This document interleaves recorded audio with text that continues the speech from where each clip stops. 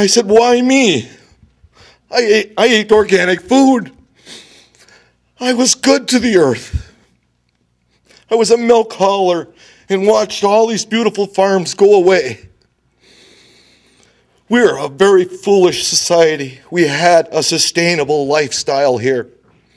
Thank you very much. Robert Tamman. Kaya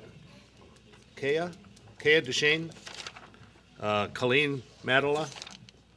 Roy Forian. Richard Brick. Okay. So this is Robert? That's right. Very good. Very good. Robert? Thank you. Bob Tamman from Sudan, Minnesota. My wife Pat and I decided to come over today because being we're discussing taconite mining, I worked in several of the taconite mines in northern Minnesota. Pat taught in Ely for over 30 years. Sudan's an old mining town. Our underground mine closed in the 60s. Our high school closed 2 years ago. It's a story you hear often in mining country. And you heard today that people want mining here so they can have prosperity, and we hear the same thing in Sudan. Well, we need more mining. We need sulfide mining, but we have an example not too far from the house. Virginia, Minnesota is within a couple of miles of U.S. Steel's Mintac taconite plant. I worked there several years starting in the 60s. Now we heard today that Ashland, the population is not really growing. The city of Virginia is within a couple of miles of U.S. Steel's Mintac plant, the largest taconite plant in North America. In the last census, Virginia lost population. We heard from somebody from the Hurley School Board, you need taconite mining because the schools could use that prosperity. Over the last 10 years, the Virginia School District has lost enrollment. And I think that's a lesson we should learn from the history of mining in Minnesota. Pat and I live within a mile of Lake Vermilion. Pat likes to go and walk down to the lake. Our Lake Vermilion is over 10 milligrams per liter in sulfates because even though the mine's a long ways away, our tailings ponds on the Mesabi Iron Range from the taconite plants are all leaking, every one of them. They're leaking high in sulfates, high in chlorides. We got turbidity. So we have problems with a taconite operation in an ore body quite similar to what you have right here. I think the main difference is, as a former geologist speaker said, your ore body is very steep. You're going to have more overburden problems as the years go by. Our ore body is 15 degrees. But taconite is taconite, and we have runoff problems with our taconite operation. And I would like to mention the resource curse. That's the economic theory that if you try to build your economy by selling off non-renewable resources, you usually end up with a lousy economy. Minnesota is a poster child for the resource curse. We have 6 operating taconite plants. It's not like we don't have a mining industry. We have a mature iron mining industry. We do not have a healthy main street along the 100-mile length of the Mesabi Iron Range. If mining brought prosperity, how come our communities do not have it? And so that's the message I would bring to Wisconsin from your friends in Minnesota. And before I finish, I should thank the good people in Wisconsin. Pat and I didn't come over here just because I had information about taconite mining. As I mentioned, in my younger years, I worked in a lot of taconite plants. Before I retired, I did electrical work for contractors. And so I'd come over here to Wisconsin and get paychecks that you good people provided by paying your electrical bills, and I appreciate it. And when we came here, we'd park our little motorhome down there by the ore docks. We have a lot of happy memories of Wisconsin and Ashland, and I wish you all the economic prosperity on earth. And I just want to say, remember the resource curse. It's very difficult to create healthy communities with mining. Thank you.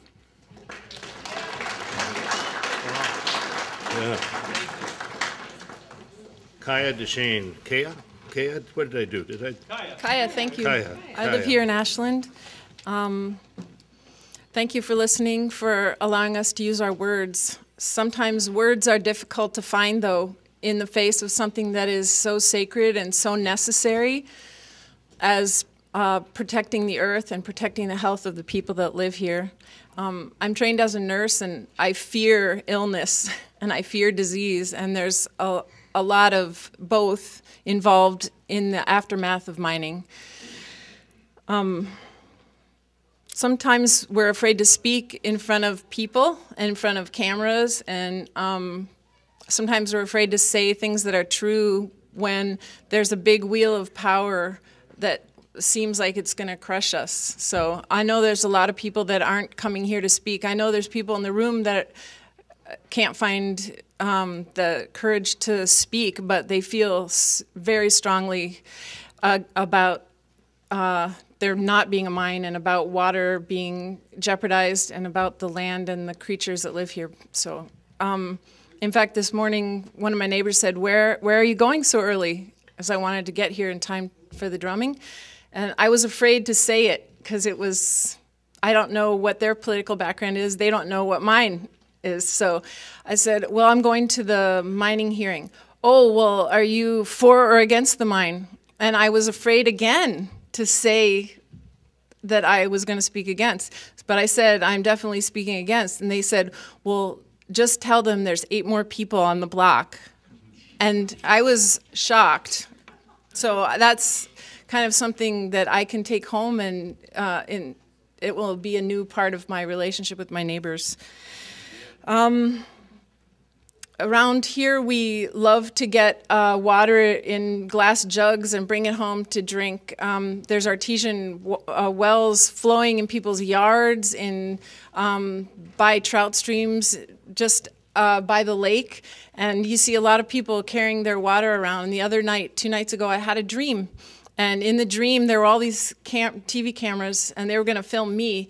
And I'm like, I'm so afraid of cameras. And I'm like, what did I do? They said, you did something, and we have to film it, put it on film. And I said, well, what did I do? And they said, you took your gallon jug, and you took a really big, long drink of water. And so I just thought I'd share that dream, because that's a pretty, that's my basic fear, is that our water will be jeopardized, and that it'll be wasted.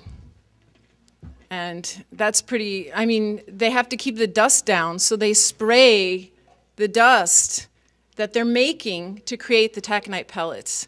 I just think that seems so wasteful. I also lived for 10 years by an open pit mine near Babbitt in Ely, Minnesota, and you could see the lights at night. And it's a 24/7 process, and these trucks that are, bigger than houses, they go all the time, and you hear the noise of the mine, and you see the lights. And I asked Williams when he came up, he came to speak at a Science on Tap talk at our local brewery, and I said, do you think we'll be able to hear the blasts here in Ashland? I mean, it's really a huge noise pollution issue as well. And just last night, there's a 5-generation farm that's right down the road from this proposed mine site, and buildings get shaken apart. I mean, it affects the life of these people. Sorry, I'm rambling here. Excuse me. I guess I just became a grandparent last April, and so sharing what's important to me with my children and my grandchildren is part of my role now in life. And I will bring the children I care for to the things that are sacred to me to pass that along. And one of those things is the water and the quiet of nature. Those things that bring us healing, and I won't be bringing him to see these big trucks and see a pit. I mean, when we walked to see the mine site, I had no words. I mean, it just brings you to tears the thought that mine would obliterate the soil. It's not like clear-cut mine or clear-cut of trees. It's worse. It's deeper, and it's more long-lasting devastation. Thank you. Go ahead. Excuse me, Senator Collins got it. Just curious, when you asked Mr. Williams the question whether Yeah. you would hear the blasting in Ashland, how did he answer the question? He wasn't sure. He thought, I mean, we're 17, he asked me how many miles away we are, and he wasn't sure. Oh, one other thing I really wanted to say is he said, oh, don't worry, before they make the mine, we have to build a power plant. And that, like, for months plagued my, subconscious, because, I mean, this is a fragile time of the earth, and a power plant means more pollution in the area. It's not just the mine, it's going to be a power plant to service the mine, too. So, Thank you. You're listening to a Wisconsin Public Radio WRNC special live broadcast, a listening session on the Democratic and Republican iron ore mining bills on 90.9 WUWS in Ashland, 91.3 KUWS in Superior, and 97.7 WRNC LP in Ashland. Okay, Jeremy's here. I'm going to read a couple more, Jeremy, while you're coming up. Is Stephen Anich here? Okay. And Bill Bussey still here? Bill left? Okay. Well, Jeremy, thank you. Thanks. Thanks very much for coming up. Hi, my name is Jeremy Oswald, and I live in the city of Washburn, which is on the shore of Chequamegon Bay, which is part of Lake Superior. I serve on the City Council of Washburn and am that body's president. I work as a carpenter for a company that builds homes in Ashland and Bayfield County. In the early 1990s, I attended Northland College here in Ashland, got a degree, and I left, eventually living in Chicago, whereas I worked as a production assistant and an assistant director on movies, TV shows, commercials, and music videos as a member of the Directors Guild of America. After 8 years of that, I grew tired of life in the city with its driving and parking and lack of nature, and returned to northern Wisconsin. I've heard so many reasons why digging a 1,000-foot hole in the ground and dumping the pile in a wetland next to it are a bad idea scientifically. Another concern is the pure transformation of character and identity of the land and the sky, which is the reason why I chose to return here. Washburn faces south on the lake towards Ashland, and like Kaya, I wonder if I will be able to see this mine at night from Washburn. How much of the glow will I see? How much will it invade the night sky?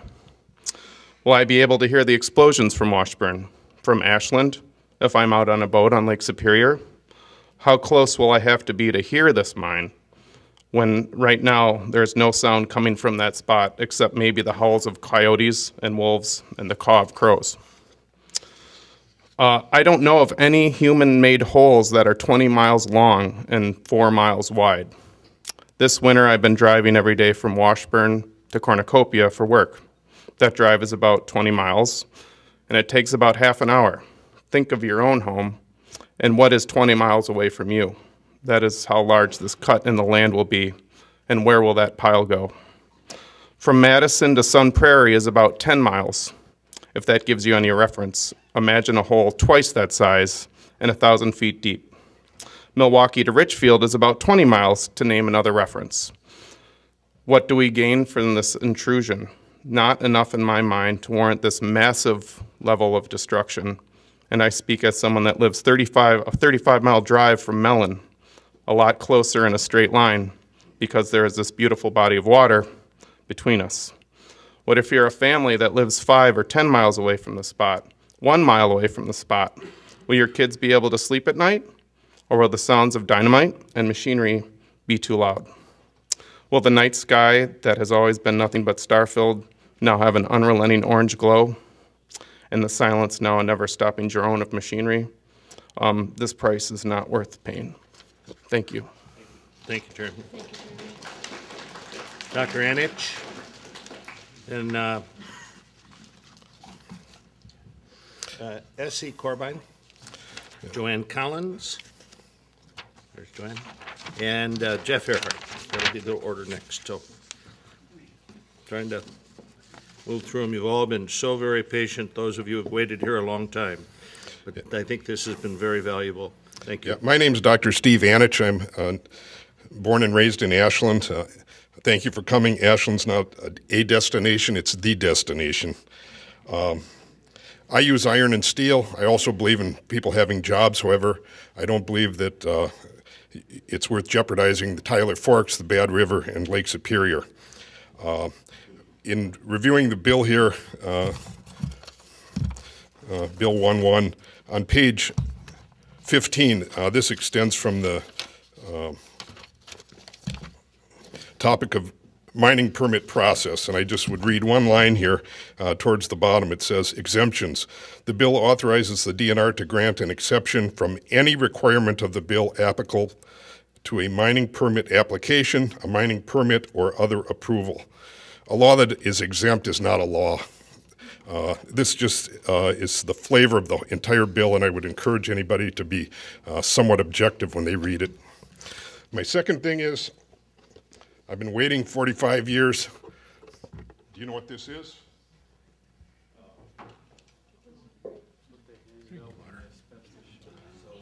I've had that in my possession for 45 years. That's from the taconite mine in Silver Bay.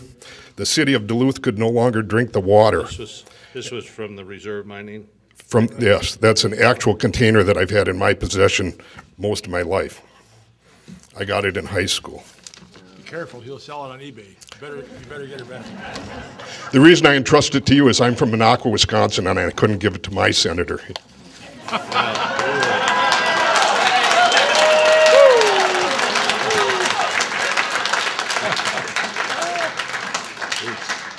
This is very good. Thank you very much. And you can't have it. Senator, one quick point of information. People have been talking about I can't noise. do this. I can't. I know that you've got a lot to offer, but I've got a lot of people who haven't spoken yet, and I'm going to try to be disciplined for a few minutes anyway. Essie Corbine, Joanne Collins, Jeff Earhart, Tom. Help me. Romero from White Lake. Tom, R-A-M. Raymer? Raymer? I don't know. We'll get there. Okay. Let's see. Thank you. Hi, my name is Joanne Collins, and I live in Bayfield, What happened to Essie? Wisconsin, in an area overlooking beautiful Lake Superior. I was raised in Herbster, which isn't too far away, along the shore of Bark Bay and Lake Superior. We have always respected the lake and worked to keep it healthy. I live near Native Americans and Native communities. I believe, as they believe, that we should honor Mother Earth and think about the 7 generations to come. I feel that any mining bill needs to be more respectful of the environment and the people of the region.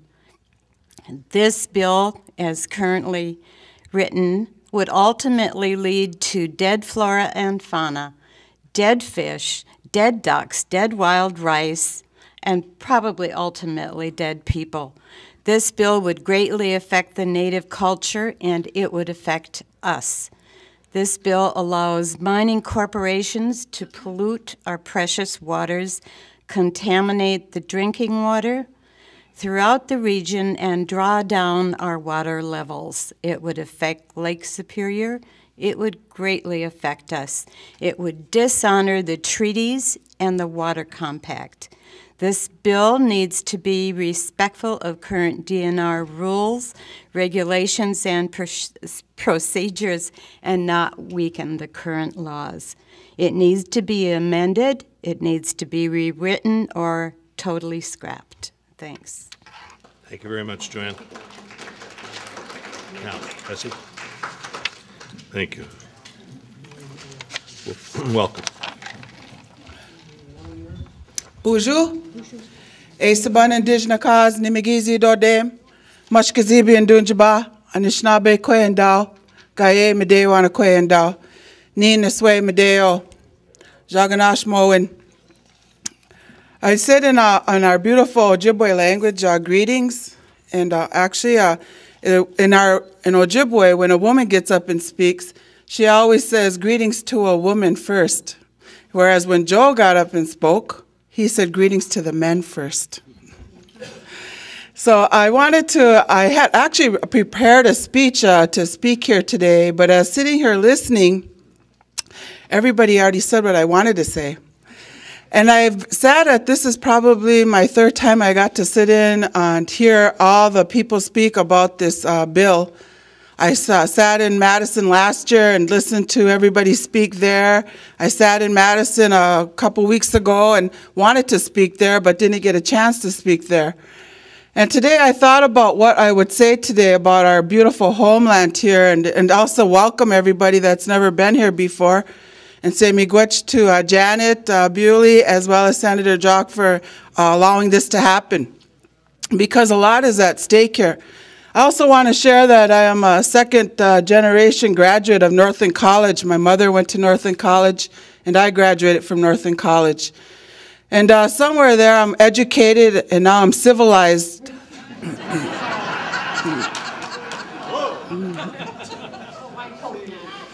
But somehow I have a hard time sitting throughout these hearings. I can't fathom why we're even in this process. That we have to have a piece of paper to this day and age, this computer society, to say that you're going to kill my people. Sure, that the future generations, and I look over this way, because my ancestors lay there. And you look on their headstones, they lived to be 150, 129 years old. And today in 2013, with all our technology, with all our medical expansion, with all these things, even that mining has brought us over the years, we have in Bad River cancer and diabetes.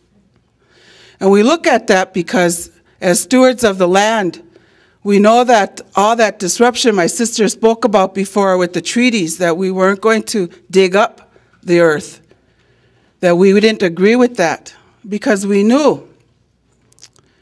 And we didn't have that education. We didn't have a piece of paper saying that we're educated now. We could get up and speak about this earth or about this water. And today we see now women come in here, Ojibwe women come in here wearing those beautiful jingle dresses. Those are the ones that made that noise and may have irritated because you're not used to hearing that sound. But those dresses are about the water. And earlier we were able to hear Rusty Barber speak about his uncle, Badwewidan. He's also, Badwewidan is Eddie Benton Benet, who is also our Grand Chief of the Three Fires Medewan Lodge that sets up in Bad River every spring for initiation of Medewan people. We overlook the lake and we get to see Madeline Island where our ancestors are. And he said 30 years ago, Badwewidan said that the women needed to get up and do their work with the water, because he said there was a prophecy.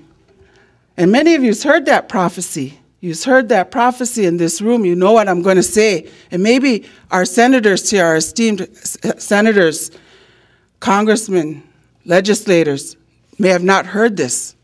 And what he said was, someday an ounce of water will be worth an ounce of gold. And I thought that, I was 20-some years old, and I thought, oh, whatever. Whatever, yeah, sure. Well, you know, last year I went to Washington, D.C.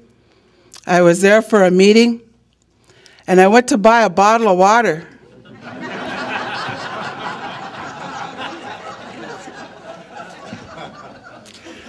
I thought if I had to live in Washington, D.C., I would have to get paid in gold just to drink water.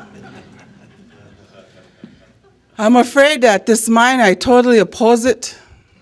And I'm going to say this on behalf of my future relatives that aren't here yet. I'm speaking for them. You've seen my niece, Jade. You've seen her work in that water ceremony. She is our future, but I speak on behalf of her grandchildren and her great-great-grandchildren who are not here yet. And that's what our ancestors taught us here from the Anishinaabe country. I want to thank all my ancestors who've given me the courage to stand up here today and to remind everybody here that we are going to stand strong, that I will stand at the Penokee Hills because I know why the Creator left us here and wanted us to be here. It was not only to protect Anishinaabe, but also to protect our new friends and relatives that are sitting in this room. And so with that, I'd like to say, miigwech, thank you. Thank you. Thank you. Yeah. Now, Jeff Earhart is next, but I'm going to read some names here to see if we can't move. Some may not be here, and I'll be able to read ahead a little bit for those of you who have been waiting so long. Tom, and we think it's R.A.M. from White Lake. All right, he's not here. How about William Swenson? He's here, okay. Bobby Rungstead here? I know Bobby was here earlier. How about Eldred Corbin? Is Eldred here? Okay, he is. Kathy Tenney? Yep. Kathy's here. Ross Nelson? Yeah, I'm taking roll. Janice Penn? Jen left. Oh, I've got her text. Okay. Let me go through a few more. Eric Nelson? How about Barbara With? She's here. Carl, D-O-E-R-S-C. Carl Dorsch. Yeah. Dorsch? He was here. Carl? Dorsch? No, he must have left. All right. Brenda Power. Look from Eau Claire. Brenda? Brenda Powers? From Eau Claire? Let's keep, if we can't, you don't mind. How about Justice Gurnow? He's here. He's here? Yeah, right there. All right, we went ahead a little bit. Let's proceed, though. Thank you. My name is Jeff Earhart. I live in the town of Morse. I happen to be the chair of the Town of Morse Mining Impact Committee. I'm also the chair of the Ashland Iron Morse Anderson Joint Impact Committee. And I'm speaking on my own behalf. I'm not speaking for those committees. My wife and I have discussed this over probably the last 7 to 10 years. We live about 6 miles as a crow flies to the proposed mine site, the first 30-year mine site. We live about a mile from the second or third phase of the 100-year mine. I've met with the leaders of Gogebic Taconite on several occasions. I've asked them numerous questions regarding the 2 bills that are in front of us right now, SB AB1 and SB3. Well, of course, I think that we support Democratic and Republican iron ore mining bills from the American in Ashland on Wisconsin Public Radio stations 90.9 WUWS in Ashland, 91.3 KUWS in Superior, and 97.7 WRNC LP in Ashland. David Zepchik.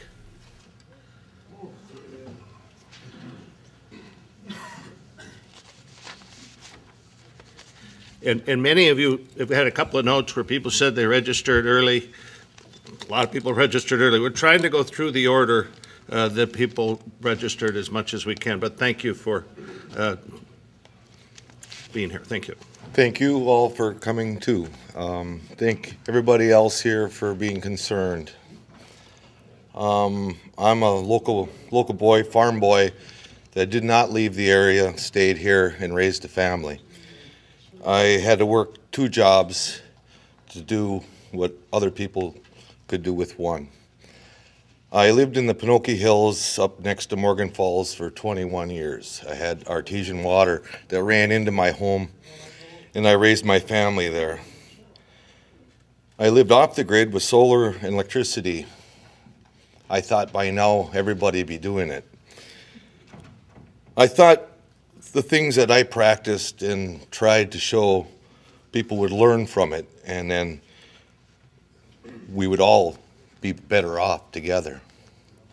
I now run a business called the Four Corners Food and Spirits, where I raise or I used to raise organic meat for it. Now I buy my meat from Dave Norton, who's doing grass-fed organic beef. We make all our own breads and buns and pizza crusts and use as much local food as possible. I've had several benefits at my establishment for people that had cancer. They're gone. They didn't live. One person is still here of all of them, and she's doing better now. One of the things I wanted to say is that I was diagnosed with chronic inflammatory demyelinating polyneuropathy. And I'm not going to be able to do my job much longer because my nerves are all messed up. They call it an environmental disease. My whole body trembles. I don't get much sleep. I have all this twitching and gyrating that goes on. It was very, very painful when it first started.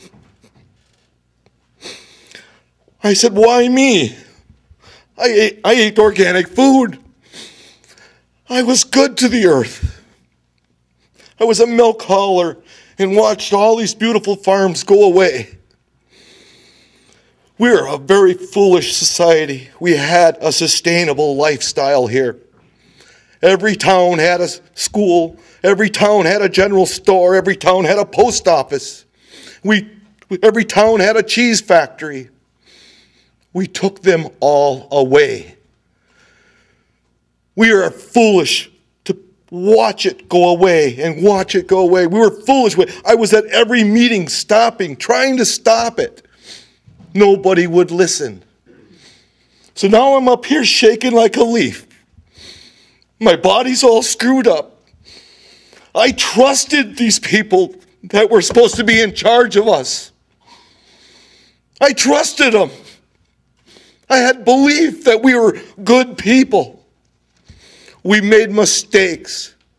We took things away from people that it was their everyday life. Told them, oh, you can just go to town and get a job. That's baloney. There ain't no jobs in town. I started my business. I worked 7 days a week for 13 years. I just recently took some time off and had a lot of time, 7 days I took off. I had time to think, absorb, wonder what am I going to do when I get back? And I'm going to have to sell my business. And I'm going to have to spend my hard-earned life going to the doctor. And there's not going to be nothing left. I've worked all these years for what? Because I trusted these people? When they closed them cheese factories and told those people to go to town for work, we should have said, no, we are stewards of the land. We belong here on the countryside so people can enjoy the gorgeous, beautiful landscape. We should have said no when we closed those schools. And they said, we'll just bus them. Oh, I says, well, what about the costs of the busing? They said they do this all the time. But nobody would listen. And now, are we going to listen? How far do we push ourselves? That's it.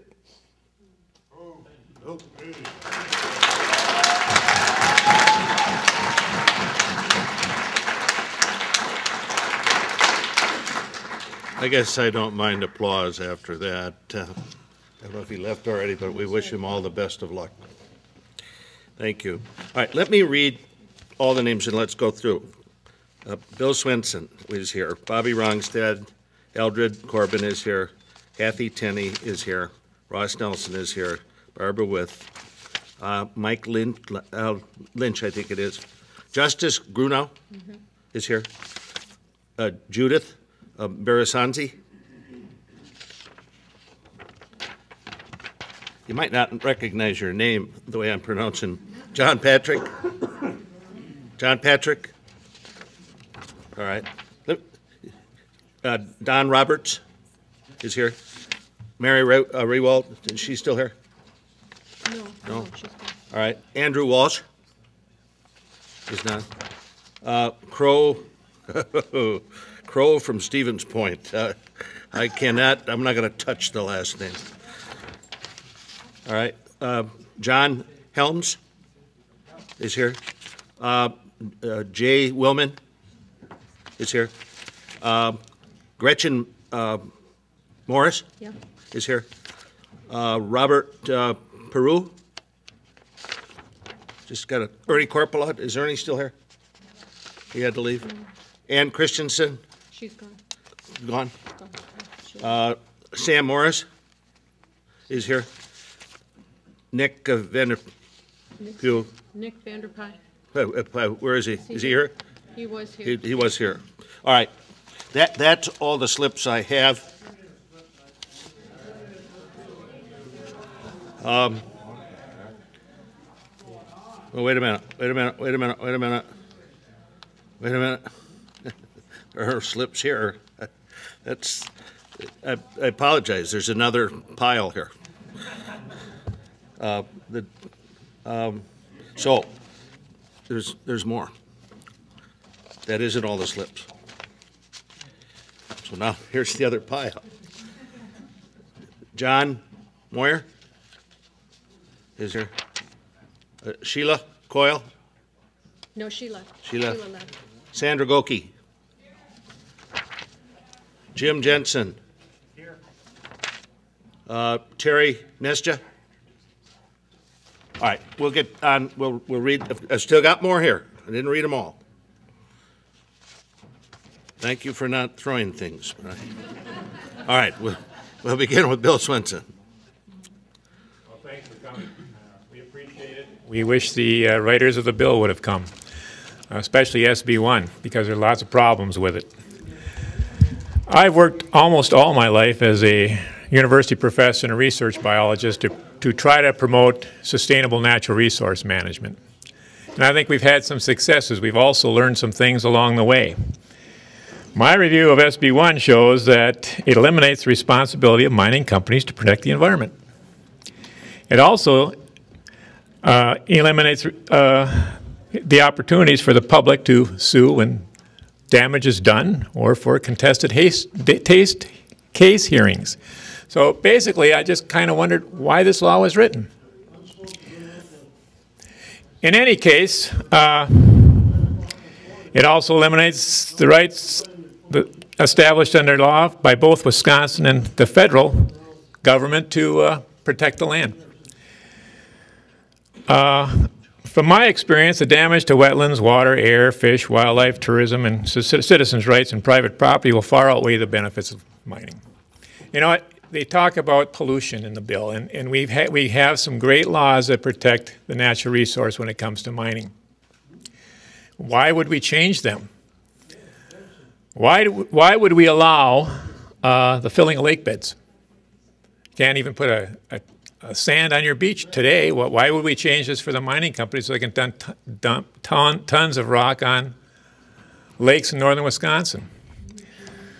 Why do we allow the mine we double the area that the mine can pollute, and they can dump in sensitive wetlands and floodplains? Why do we allow the drawdown of water levels from rivers, lakes, streams, and groundwater? Why does the law state that this new law will supersede all other laws related to mining? I could go on, and I've got a written testimony that does, but it just seems like this law was written for one mining company in one part of Wisconsin, the Penokee Hills in northwest Wisconsin, the headwaters for the Bad River that enters into Lake Superior. This law reflects a change in laws for all of Wisconsin and what's permitted for mining companies to do, and every citizen in this state should be outraged what's in this law. We spent almost 100 years to establish mining laws that protect the natural resources, citizens' rights, and particularly tribal rights. And they have some special meaning. The land in its natural phase has special meaning to Native American people in terms of not only how they live, but how they pray. And we shouldn't take these things lightly. I'm particularly concerned by the fact that the new law, SB1, amends the current sulfide mining moratorium so it doesn't apply to iron mine. We know sulfides exist in iron ore, and particularly in the Penokee Range, and in many other deposits throughout Wisconsin and other places. And we also know the damage they can do in Minnesota, or they have done in Minnesota. Now, we've had a little bit of talk here. Someone mentioned the fact that these sediments will be trapped. These are kind of a clay sediment that's done in the processing of the ore. We did a 5-year study on red clay that enters into Lake Superior from the Nemadji River. Now, this is a natural fine sediment that was deposited when the lakes were much higher over thousands of years, and it kind of dominates the area west of here where I come from, Superior. The EPA spent hundreds of thousands of dollars doing demonstration projects to control red clay erosion so it wouldn't enter the Nemadji River, the St. Louis River, and Lake Superior. My cousin's daughter now works for the Carleton County Land Conservation Office, and they look at these sites 20 years later, and none of them are working. Red clay goes by these mitigation sites. There will be no way to mitigate the fine sediments coming off those that plant when they start processing taconite in northern Wisconsin. It will go into Lake Superior. It will go into the Kakagan Slough. Now, the name Kakagan Slough probably doesn't mean much to you. It didn't mean much to me until I started working on walleye populations for the Bad River Band and got a chance to go up there. It is really different. It is pristine. There's a reason they're here. So, we're talking about 10% of the world's fresh water, a mine that'll last for 35 years maybe, if it's built, and then the jobs will disappear. I think it's bad legislation, and I'd like to know why it was written that way. I'll say it stinks.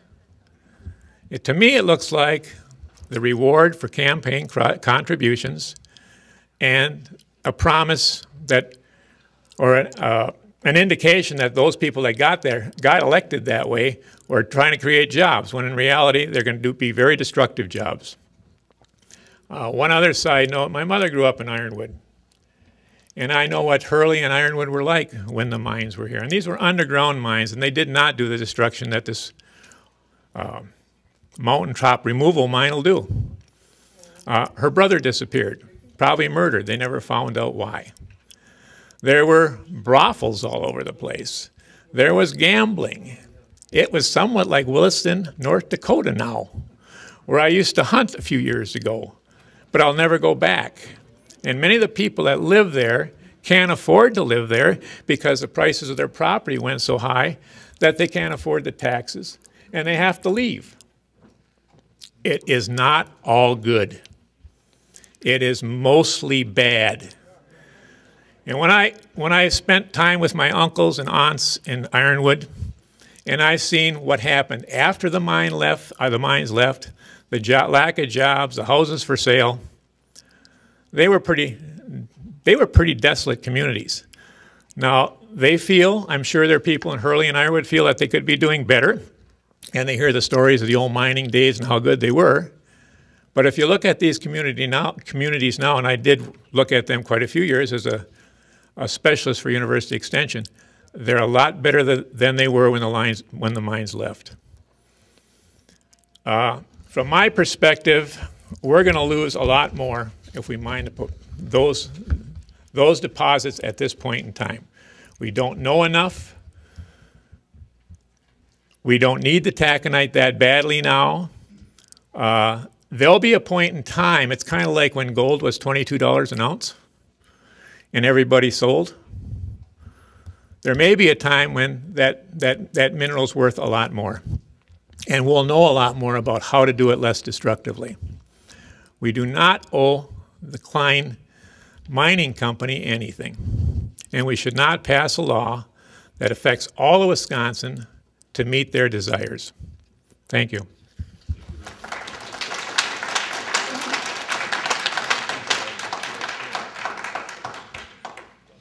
The next person is Eugene Jensen. He had, it was filled out as a registration, so he was here at 8:30 this morning, one of the earlier arrivals. So I want to make sure you get up there. We found your slip. Thank you for letting us know in such direct terms. Well, good afternoon, Senators. I really appreciate your time because I left at 4 o'clock this morning to come up here. And it isn't a reason to give you hell or nothing. I commend Mr. Schultz because he had the intentional fortitude to knock that bill down in the beginning. See, but I have land, we have 160 acres right next to Devil's Creek, to the land where they're going to build that thing. My objection is eminent domain, that's put in the bill, and no liability. Because if they dig that down 1,000 feet alongside my property, I'm not going to have any water or nothing. We've had the property up here now for 70 years. We've come up. I wanted it for my children and my great-grandchildren. Not to sell it. I don't really care to sell it, but I don't want a bunch of crap alongside of it, you know. And as far as pollution, they want to divert our stream. I paid 1,000 and put 1,000 trout in Devil's Creek so that the kids and that's could fish in it, you know. We can drink the water out of Devil's Creek. You know, if we don't get water from the pump, we can drink it. But if they put that mine in next door outside the land, we're not going to be able to drink it. And they forgot to tell us that they're not really going down all for that low point taconite. They're going for the gold that's in it. And in order for them to get that gold out, they have to use mercury and there's stuff to suck it out. And that's what they use to get this gold out of the dirt. It's quicksilver and dirt, and they cannot filter that all out. And I just hate to see the trout streams and the Bad River go to pieces just because money. Now, I talked to our senator. You fellows are not in my district. Scott Souter is. But I talked to Mr. D, you know, and we talked about, only thing he could tell me was we want jobs. That's fine. The jobs are fine. But what's going to happen after 10 years when they pull out? We're going to have just like Hibbing, Minnesota and the rest of it. See, we'll have nothing. And we spent 70 years coming up to this country, paid the taxes in full, and never caused any grief. And I believe that they should knock this bill down. And I got the plight for the Indians because I can see what's going to happen to Copper Falls, that we go up, take our kids up in the summertime and walk up there and watch the Bad River go through. And what's going to happen when all this sediments goes down, if you're running 1.5 million gallons of water a day, it's got to go someplace. See? Gentlemen, thank you for the time. And Mr. Schultz, for being the intentional fortitude that you had to knock that bill down in the first place. I knew you were being chastised by the company, you know, by the rest of your Republican friends, because I'm for Scott Walker too, to a point. But when it comes to get jobs by desecrating the country, forget it. Thank you, gentlemen.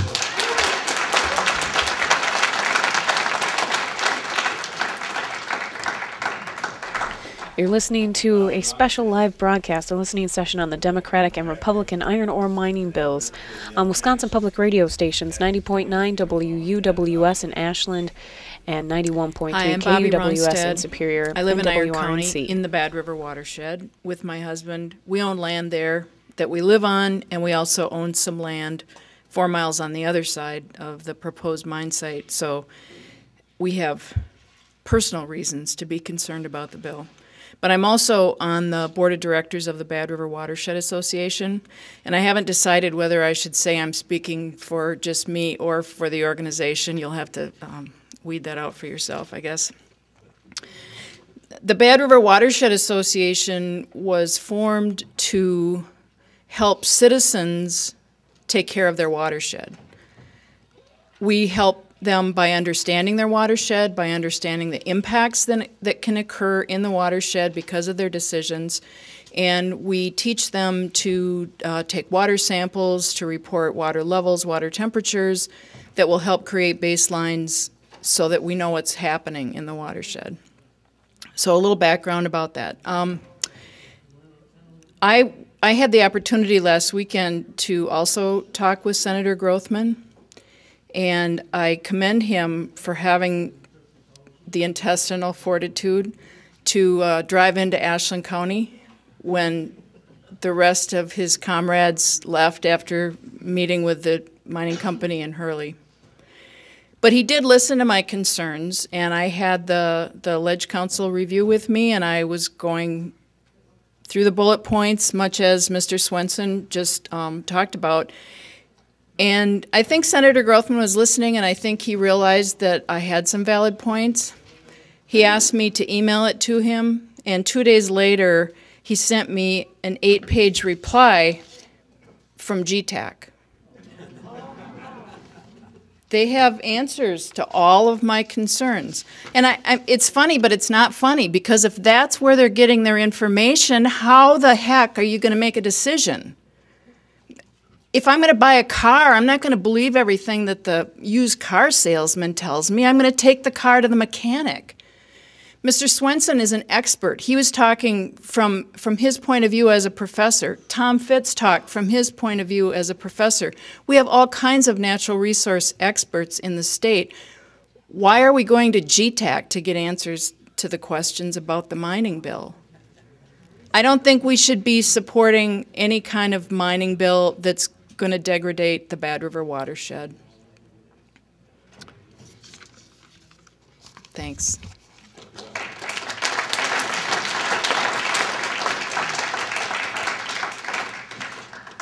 Kathy, no, yep, you're next. Oh, good afternoon. Some of you I haven't met, my name is Eldred Corbine, Vice Chairman of the Bad River Tribe. I want to thank you all for being here. And I'm not in any way speaking for, as a Bad River Tribal Chairman.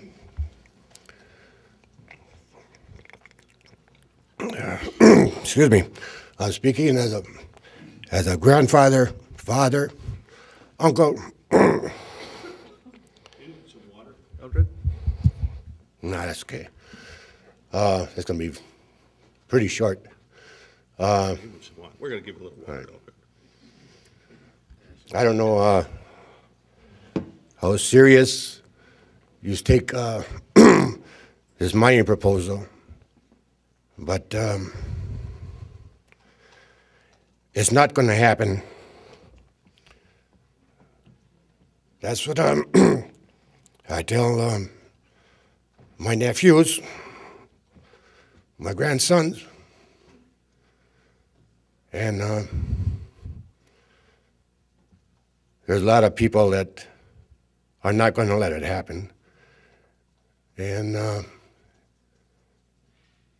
you better realize how serious that they feel about that. Just let them know if they start out there, there's going to be one hell of a fight. It's not going to happen.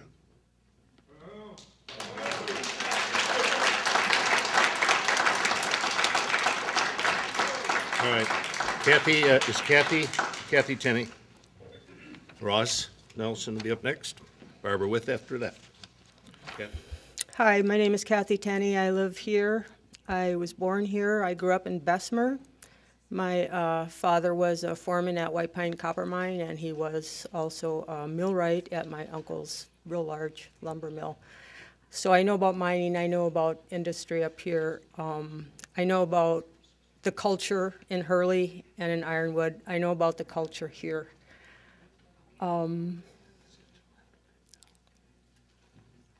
Thanks for coming. My heart is just raw. Basically, I have one thing to say, and that is that this mine will not happen here.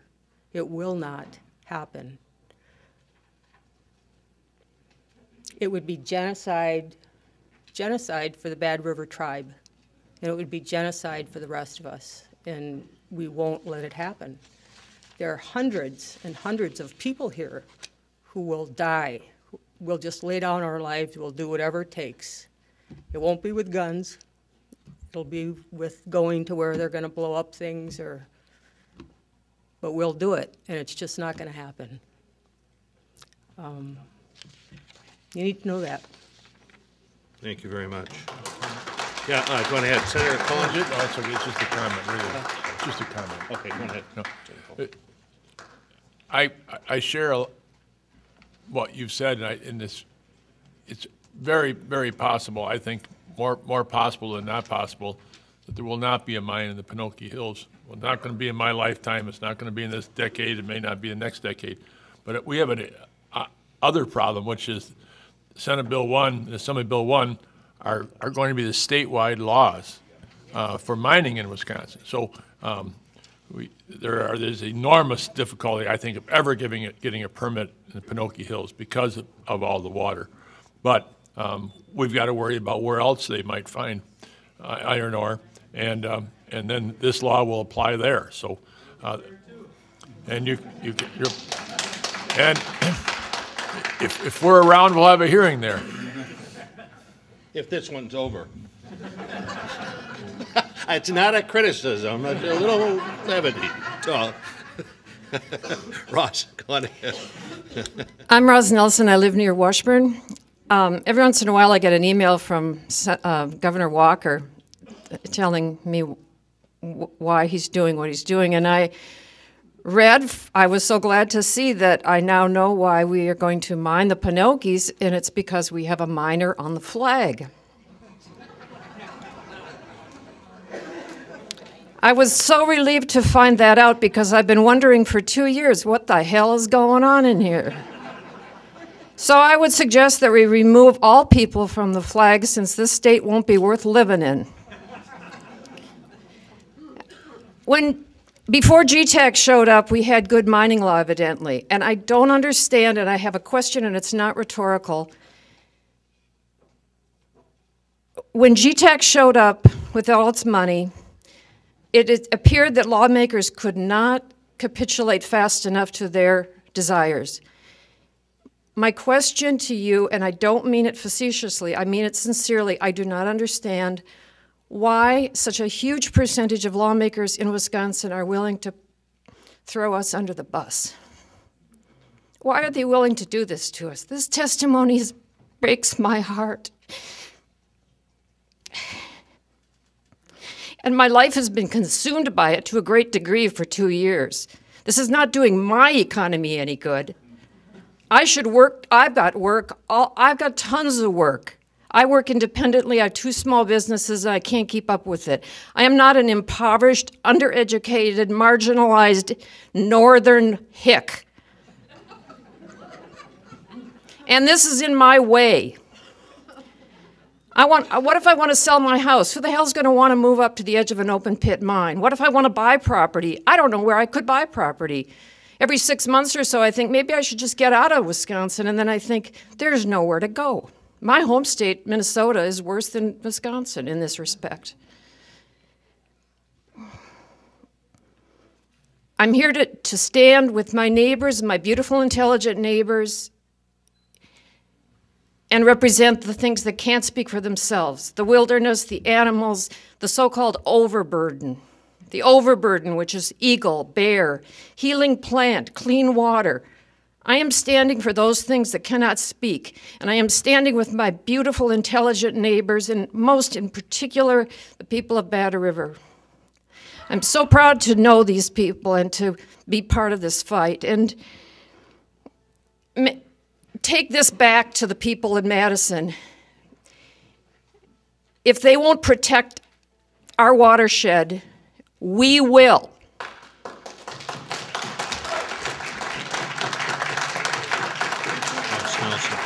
You know what? Yeah. We can add she's not shy either.